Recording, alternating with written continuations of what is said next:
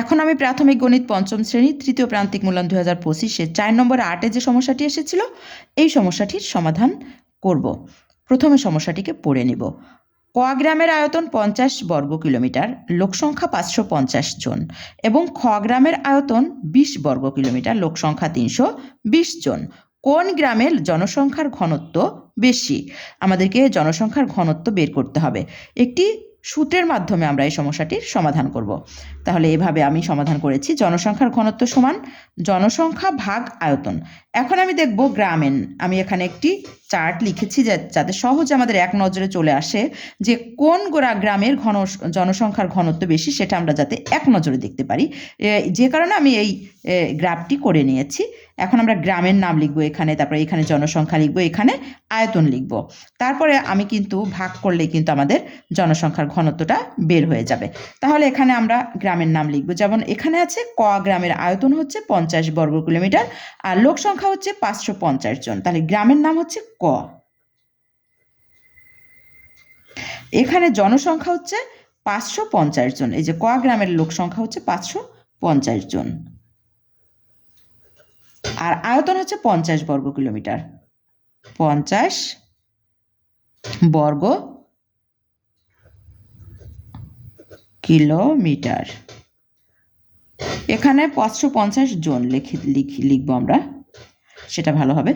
এবার আমি ঘনত্ব বের করব। তাহলে জনসংখ্যার ঘনত্ব সমান জনসংখ্যা ভাগ আয়তন।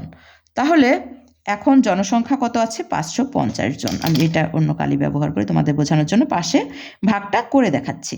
তাহলে 550 হলো মোট জনসংখ্যা, একে আমি ভাগ করব হচ্ছে 50 দিয়ে। তাহলে ভাগটা করে এখানে দেখব। তাহলে এখানে আছে 55, তাহলে একবার যাবে, একবার দিলে হচ্ছে 50। এবার বিয়োগ করব 5।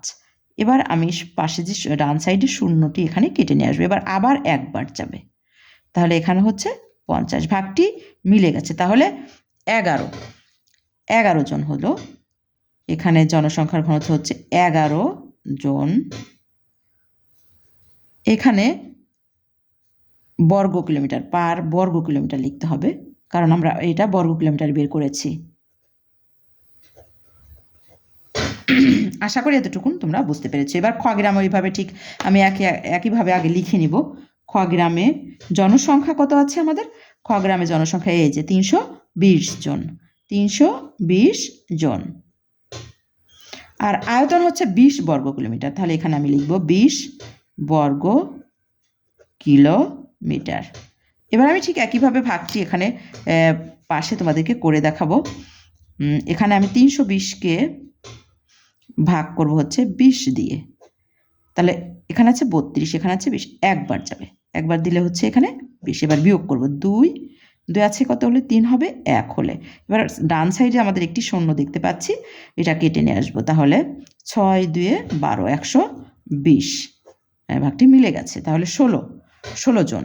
16 জন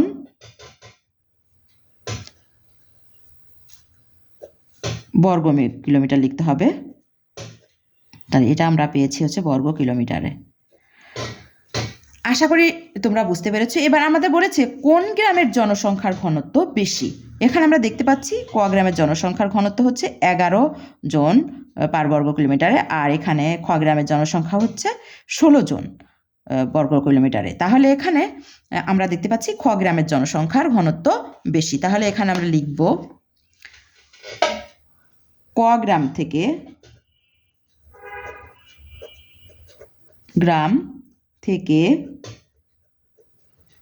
খ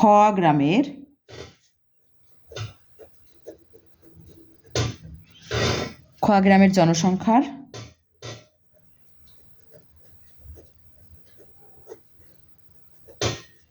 ঘনত্ব বেশি।